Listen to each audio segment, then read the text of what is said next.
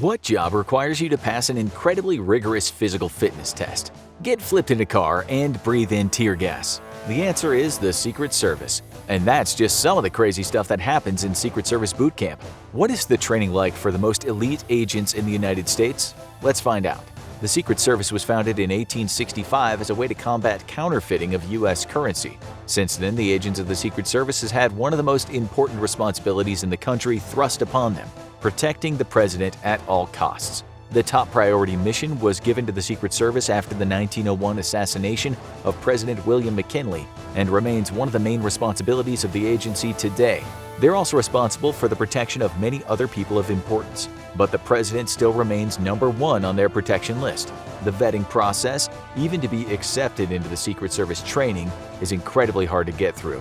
Applicants must pass an in-depth background check, obtain top-secret clearance, and take a polygraph test. This is often cited by recruits as one of the most difficult parts of the application process because they're asked to deep dive into some of their most intimate secrets. And all of that is just to be accepted into the training program. Only 1% of applicants are accepted into Secret Service boot camp. This means that of approximately 27,000 applicants that apply each year, only 270 are allowed to begin training. And an even smaller percentage of that group makes it through the training itself. Once accepted, boot camp begins, and this is where things will get really crazy. If the recruit makes it past all the initial screenings and tests, they get sent to the United States Secret Service James J. Rowley Training Center in Prince George's County, Maryland.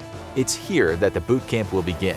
Each day, the agents in training are reminded that the job required of them is a zero-fail mission. This means that they can never have a bad day, they can never make a mistake, and they must always be willing to put their lives on the line.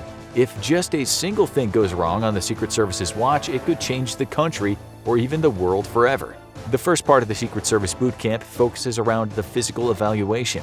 The applicants' bodies are put to the test. In order to be a Secret Service agent, you have to be in top physical condition. An assassin or terrorist doesn't care if a Secret Service agent is tired or winded. Therefore, if a trainee can't pass the physical, they cannot continue the boot camp. The physical test itself combines a series of athletic activities. The main focuses are around push-ups, sit-ups, chin-ups, and a mile-and-a-half run.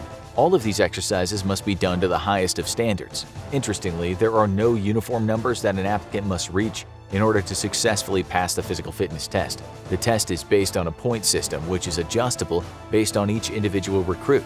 For example, the amount of push-ups and the time of the run are going to be different for a younger trainee than an older one. Also, around 25% of Secret Service agents are females. They train with the male recruits and have to complete all the same tests that the men do. But for the physical fitness test, numbers are adjusted to take age as well as gender into consideration. So if you're training to become a Secret Service agent, keep in mind you may be required to do more or less than other applicants based on who you are. It's also important to note that in boot camp, the physical fitness test is where most of the trainees drop out or are rejected. But even if an applicant passes the physical fitness test, they're still required to be retested every few months to make sure they remain in top physical condition. In terms of the physical fitness aspect of boot camp, it never really ends, even if someone becomes an agent. Imagine being physically tested every few months for your entire career. That's what it takes to be in the Secret Service. As the boot camp continues, what's required of the trainees gets harder and harder to the point where they literally are crashing into one another. Secret Service agents need to be proficient in hand-to-hand combat, so there's a lot of fighting skills training. However, in boot camp, agents need to be trained never to run away. They need to be able to attack an opponent head-on. This is where crash intercept training comes in. It is where trainees literally run full speed into one another. One recruit is trying to get past the other, so they're colliding and fighting to come out on top. The reason for this exercise early on in Secret Service boot camp is to try to completely remove the natural human instinct to flee an oncoming object. By practicing stopping a human running toward them, trainees are conditioning their bodies to be able to step in the way of danger at a moment's notice, even if it costs them their life. It should come as no surprise that Secret Service boot camp also requires trainees to prove proficiency and accuracy with firearms, but the extent to which they need to train is shocking. The agents in training must show proficiency in Heckler & Koch MP5 machine guns, Remington 870 shotguns, and a Sig Sauer P229 pistol.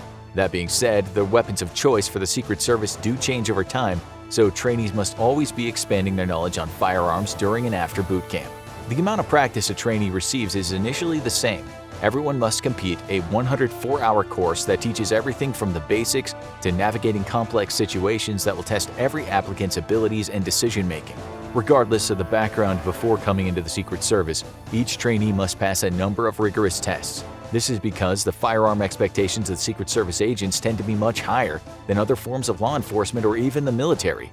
This includes dynamic firing training on different courses at the facility. Trainees have to show proficiency in hitting targets while moving and setting up behind a series of barriers. Not only are instructors looking for accuracy, but also how a trainee interacts with their surroundings. If they're accurate but do not utilize cover or take into consideration other things going on in the environment, like civilians, they'll have to receive more training or could be dropped from the program. Firearms are no joke, and Secret Service boot camp requires trainees to be beyond proficient to move on. You may have also heard of the Beast, which is the name given to the armored limousine that the president travels in. Although not every Secret Service agent will drive the Beast, all agents are required to be able to master certain driving skills in boot camp. If Secret Service agents need to get the president or anyone else they are protecting out of a bad situation quickly, they need to know how to handle several different vehicles. The boot camp training around vehicle driving requires trainees to start with smaller vehicles like sedans and work their way up to heavier vehicles like SUVs. The heaviest of all is the Beast, but only a select few recruits will ever get behind the wheel of this monster. Regardless of the vehicle, the trainee must show they can handle complex maneuvers like J-turns and offensive driving tactics. This is particularly important if a motorcade is attacked and the Secret Service agents need to get away from a location quickly. Therefore, high-speed training is also required. And in worst-case scenarios, the agents need to know what it's like to be in a car that's been flipped over. This training is not done in an actual car, but in a simulation. Recruits are put into a rollover simulator and the whole contraption is spun upside down several times to simulate a flipping car. The trainees also need to know what it feels like if the car lands upside down, which is also accomplished in the rollover simulator. The vehicle training in boot camp isn't just about driving, it's also about crashing. And cars are not the only vehicles that recruits need to show proficiency in escaping from. In water-based scenarios, trainees need to escape from an apparatus that simulates being trapped underwater in a flipped helicopter. This scenario is unlikely to happen in real life, but is still necessary in order for recruits to pass boot camp. Secret Service boot camp is also about creating discipline and breaking bad habits. Something you may take for granted could be a cause for severe punishment while in training. For example, in one training session, several agents forgot to push in their chairs after a class. This lack of attention to detail caused the rest of the week to be filled with extra physical activities to remind trainees to make sure they never miss a detail, no matter how small. The instructor even warned them not to make plans that Friday because they would definitely not be getting out on time. Secret Service boot camp is not just about physical fitness, but mental fortitude as well. Secret Service agents need to be the best of the best, and boot camp ensures only the smartest, most physically fit, and observant make it through. Many of the aspects of Secret Service boot camp are unknown to the public. This is for obvious reasons, such as not wanting enemies to know what the agents are trained to do in certain situations. An example of this is that recruits must complete training involving situations that the president or other people of importance might find themselves in. In the president's case, this could be on Air Force One.